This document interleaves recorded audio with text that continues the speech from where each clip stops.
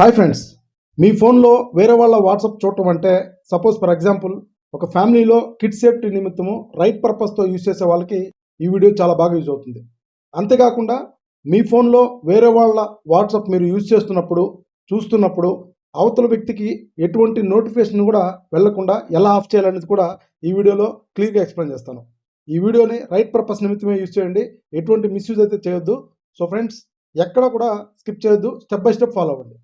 మీరు ఎవరిదైతే వాట్సాప్ చూడాలనుకుంటున్నారో వాళ్ళ ఫోన్లో వాట్సాప్ ఓపెన్ చేసిన తర్వాత పైన 3 డాట్స్ మీద ప్రెస్ చేసి లింక్ డివైస్ మీద ప్రెస్ చేసిన తర్వాత లింకెడ్ డివైస్ మీద సెలెక్ట్ చేయండి.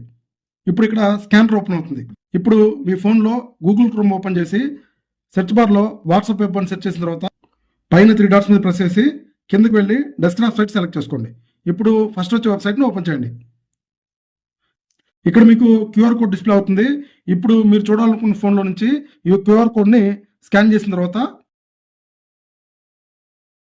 ఆటోమేటిక్గా వాళ్ళ చార్ట్స్ అన్ని మీ ఫోన్లో డిస్ప్లే అవుతాయి.